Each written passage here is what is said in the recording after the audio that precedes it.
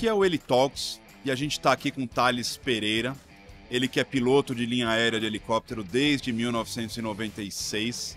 Ele é também presidente da ABRAP, né, Associação Brasileira de Pilotos de Helicóptero. Thales, eu queria que você começasse falando de São Paulo. São Paulo é uma megalópole que opera uma frota enorme de helicópteros. Queria que você falasse das particularidades de São Paulo e, se possível, até comparasse com outras cidades. Bom, primeiro é um prazer estar aqui. Muito obrigado pela oportunidade. São Paulo é ímpar no sentido da operação de helicópteros, o número de operações, até pelas características geográficas e as características de infraestrutura urbana, né? São Paulo tem um trânsito caótico, isso não é novidade para ninguém. E os helicópteros em São Paulo são utilizados para otimização do tempo do empresário, para missões de busca, de salvamento, para missões de transporte de feridos em acidentes nas vias. Função essa hoje desempenhada pelo grupamento Águia, né? E para voos também de monitoramento, de segurança pública, etc. Né? Então, nós temos aqui em São Paulo e Grande São Paulo em torno de 550 helicópteros. Num dia de movimento, por exemplo, num dia de véspera de feriado, nós temos aí em torno de 8 helicentros na cidade de São Paulo e na Grande São Paulo. E num dia de grande movimento, nós temos em torno de 175, 180 operações de pouso e decolagens de helicópteros somente em um helicentro. Então é algo... São Paulo tem uma aviação de helicópteros totalmente diferenciada do resto do mundo. A gente não tem esse movimento e esse tipo de operação executiva, por exemplo, em outras partes do mundo. Comparadas a São Paulo, não existe. São Paulo, inclusive, foi a primeira cidade com controle de voo para helicóptero. Foi a primeira e a única, né? São Paulo é a única grande cidade do mundo a ter um controle de tráfego aéreo dedicado aos helicópteros, né?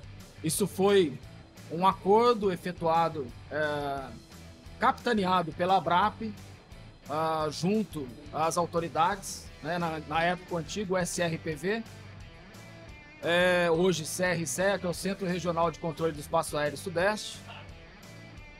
E se deu uma necessidade, pelo volume de tráfegos, se deu a necessidade de uma organização desses helicópteros que voam e pousam, decolam daquela área aonde a gente chama de quadrilátero central, né? Então foi delineada essa área de controle e foi criada uma área exclusiva com um controle dedicado para a operação de helicópteros, que, mais uma vez dizendo, só existe aqui. Recentemente a ABRAP se mobilizou para que houvesse mudanças, né, nessa trajetória. Conta um pouquinho como foi essa experiência aí. Sim, a gente tem uma excelente relação com as autoridades aeronáuticas do país. E um dia, numa reunião dessas com essas autoridades, eu questionei: escuta, mas por que eu posso aproximar para Guarulhos, por exemplo, para o aeroporto de Guarulhos, sem ter a necessidade de fazer uma espera? Ou é muito raro que eu tenha que fazê-la? E sempre que a gente aproxima para Congonhas, na maioria dessas vezes você é obrigado a fazer uma espera aguardando a chegada de um tráfego, ou a decolagem de um tráfego de um avião de linha aérea ou de um avião executivo do aeroporto de Congonhas. Thales, quando você chega em Guarulhos, você chega no mesmo sentido, na grande maioria das vezes, dos aviões que estão pousando ali na cabeceira 10, né, de Guarulhos, antiga 09. Falei, tá, então é o mesmo sentido, esse é o problema? Não, você pode ver que quando está operando a cabeceira 35, que só para o pessoal saber, quando os aviões estão aproximando de Diadema, da Serra do Mar, para o aeroporto de Congonhas, causa ali um conflito, né? O helicóptero vindo no sentido contrário, o avião tem um sistema de detecção de tráfego. Então ele detecta o helicóptero no sentido contrário e ele tem, por procedimento padrão, a obrigação de arremeter, se o helicóptero não estiver esperando, né? Falei, tá, então vamos inverter o sentido da rota estádio quando estiver operando a 35, para que eu possa ter a possibilidade de solicitar ao controlador seguir a rota estádio com proa sul e também decolar da área do quadrilátero subindo Pinheiros no sentido contrário com proa norte. Aí eu não conflito, não vou conflitar, né? Ah, Thales, então apresenta a proposta. Aí nos reunimos, nós, a diretoria da ABRAP, desenhamos, fizemos todo o estudo e junto com o pessoal do CRCE aqui de São Paulo, a gente conseguiu fazer essa inversão de sentido. Uma mobilização recente que vocês têm feito diz respeito ao Point in Space, né? Eu queria que primeiro você explicasse o que é, quais são as experiências que deram certo e como isso pode contribuir para um tráfego aéreo mais eficiente de helicópteros em São Paulo. Veja, aqui todo mundo sabe que o helicóptero é utilizado para se deslocar de São Paulo, muitas vezes, para o litoral, né? Para localidades no litoral. Nós tivemos, inclusive, recentemente, uma mobilização muito importante dos helicópteros e seus pilotos e os empresários, também os proprietários de helicóptero, porque muitas vezes a gente costuma ouvir assim, helicóptero é luxo, helicóptero é um brinquedo de gente rica. Só que a gente teve, por exemplo, essa situação no litoral, aonde choveu, se eu não me engano, 600 e tantos milímetros em 24 horas ou em 48 horas, um volume absurdo, né? A maior chuva da história. E os helicópteros, eu digo os helicópteros, mas eu estou me referindo aos proprietários, os pilotos, né? Os proprietários e pilotos se mobilizaram e levaram mais de 80 toneladas, né, de produtos de primeira necessidade, de itens de higiene, medicamentos, etc., para as vítimas das chuvas no litoral, além de resgatar muitas de situação crítica, né? Então, por que eu estou falando isso? Porque esses voos, por exemplo, para o litoral, você tem uma dificuldade quando o vento está soprando do quadrante sul, costuma formar camada de nuvens ali na Serra do Mar.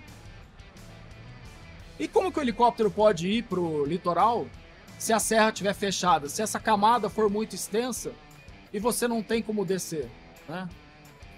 Então, há mais de 20 anos, a PESP, depois virou a ABRAP, vem brigando, no bom sentido, para que esse procedimento, que é uma trajetória, o Point in Space, é uma trajetória de descida por instrumentos que te deixa num ponto no espaço para que você siga visual para o local do teu pouso.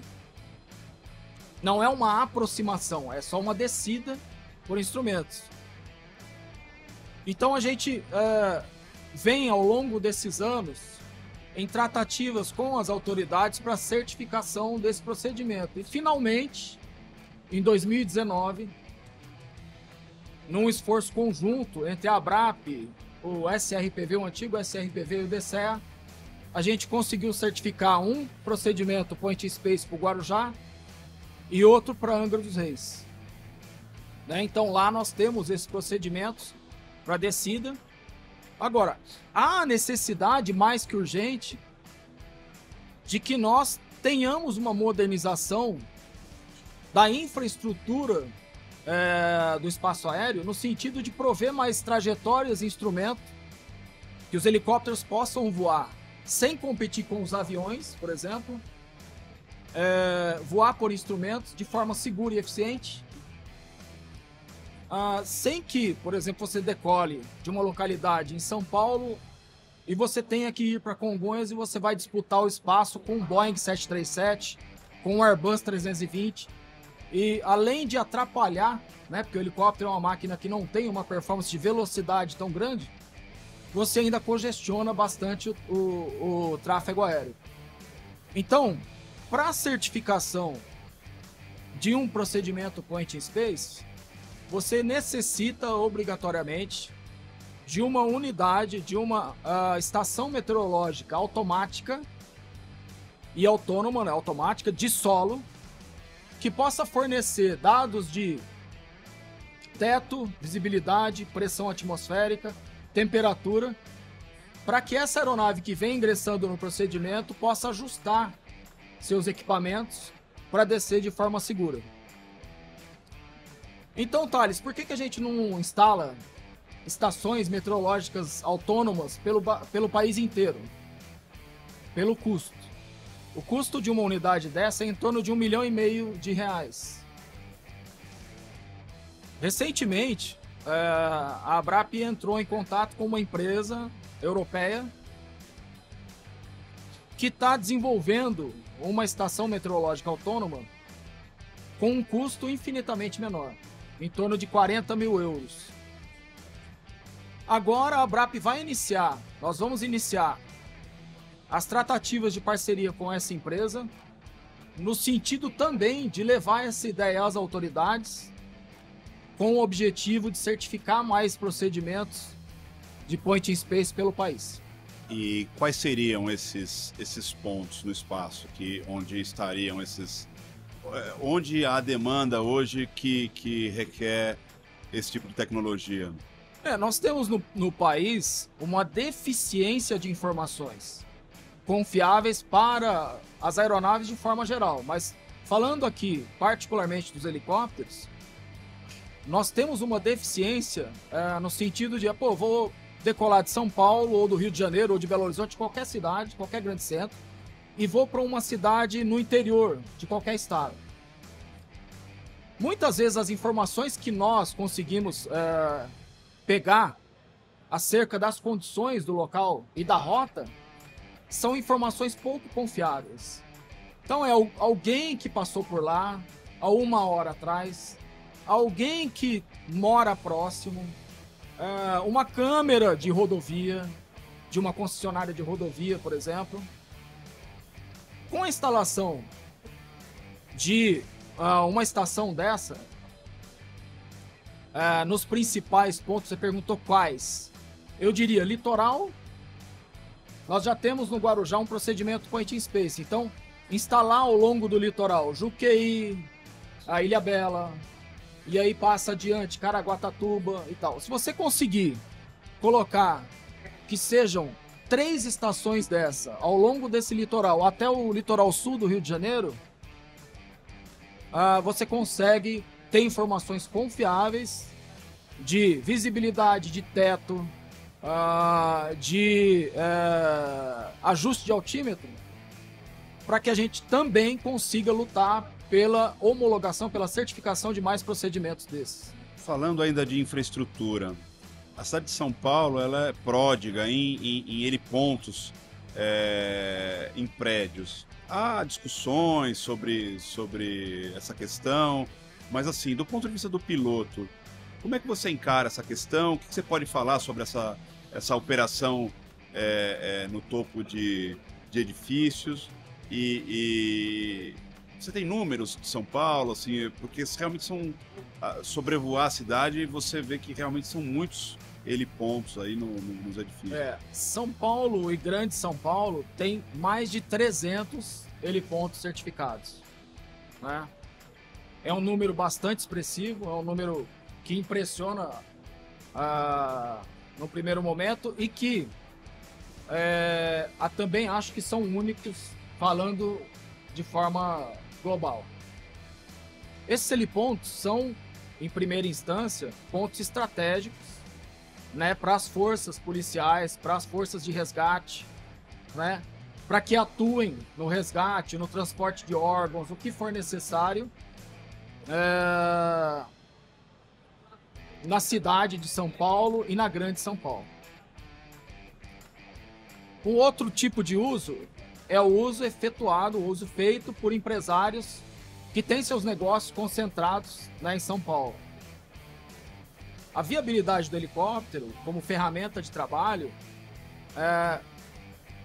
otimiza de forma drástica o tempo de um homem de negócio, né? Se você pegar um veículo Falar assim, ó, hoje eu tenho uma reunião em Sorocaba, depois eu tenho uma reunião em Jundiaí, depois eu tenho uma reunião na Faria Lima.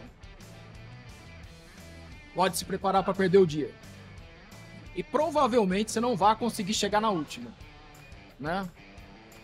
Com o helicóptero, você consegue sair desses mesmos pontos e retornar para casa pro almoço com a tua família. Se assim for o teu dia, né? Mas eu digo, o helicóptero é uma ferramenta que, em conjunto com os helipontos, otimiza e gera valor, né? Agrega valor aos negócios desses empresários de forma muito importante. E ele tem crescido fora dos grandes centros também, né? Cada vez mais a curva de venda de aeronave, de asa rotativa, tem aumentado para o interior do Brasil, né? Tem. O helicóptero está sendo descoberto também pelo mundo agro, né? Como uma ferramenta. Você vai para a região centro-oeste, por exemplo, você tem fazendas. Outro dia eu até estava conversando com um piloto e uma curiosidade, né? Ele falou, Thales, eu saio de um ponto da fazenda do meu chefe e vou para outro, dá 10 minutos a 250 km por hora, em linha reta. Então eles têm grandes propriedades, né, do agro, de produção de grãos, de produção de cana-de-açúcar aqui no Sudeste. E você consegue, muitas vezes, visualizar com o helicóptero pontos específicos onde você precisa agir dessas culturas, né? Ah, mas o drone pode fazer isso? Hoje em dia? Pode. Mas não de forma tão intimista e precisa quanto um helicóptero faz com a pessoa a bordo, né? Com o técnico ou o próprio proprietário, para visualizar uma cerca, para visualizar uma cultura, né? Ou para atender uma emergência. Então, o helicóptero está sendo descoberto pelo agronegócio no país e tem tendência a crescer. Para quem quer se tornar piloto hoje, o que você diria? A formação, ela é adequada? A carreira, ela é próspera? Que impressões que você tem hoje da carreira de piloto? Eu sou filho de pilotos de helicóptero. Meu pai se formou piloto de helicóptero em 1978. Né? Aí em 96 eu me formei. Eu digo uma coisa, é uma carreira extremamente digna, né? É uma carreira apaixonante. A aviação, de uma forma geral, é apaixonante. A formação precisa melhorar, porque existe um limbo entre o profissional que se forma hoje e o que vai entrar no mercado de trabalho, né? O profissional que se forma, o piloto que se forma hoje, ele necessita ter horas de voo no mínimo 500 para ter condições de assumir o cargo de piloto de um helicóptero, mesmo que pequeno. Porque isso é uma exigência de seguradoras, né? Mas e aí, como é que o piloto que se forma hoje, ele vai ter essas 500 horas se ele não pode voar? Ele não consegue se encaixar no mercado de trabalho. Né? A Abrap, olhando para esse problema, criou um programa chamado Rotores do Futuro, aonde a gente traz o piloto experiente, de meio para final de carreira, que já passou por todo esse processo, para que esse piloto possa orientar esse iniciante na carreira sobre os passos que ele tem que dar ao longo dessa carreira. Então, orientação de conduta, de ética, até planejamento financeiro a gente traz para esse programa. Mas é o suficiente? Não. É necessário que esse piloto que se formou, recém-formado, ele consiga se colocar no mercado de trabalho sem ter para isso, que, por exemplo, hoje em dia, o piloto necessita, ele se forma, tira a carteira de instrutor e vai dar instrução de voo. Aí a gente aqui num bate-papo inicial, eu te perguntei, se você não tivesse carteira de motorista, tirasse e fosse me ensinar a dirigir, seria legal? Não. É o ideal, então? Não é. O ideal é que o instrutor fosse alguém em final de carreira. Ou já aposentado, já, né, que se destinasse a esse fim. Mas não um aluno que acabou de se formar, iniciar a instrução de um que não sabe, entre aspas, não sabe nada. Queria agradecer, a gente conversou aqui com o Thales Pereira, ele é presidente da ABRAP, piloto de helicóptero de linha aérea de longa data. Obrigado, Thales. Prazer.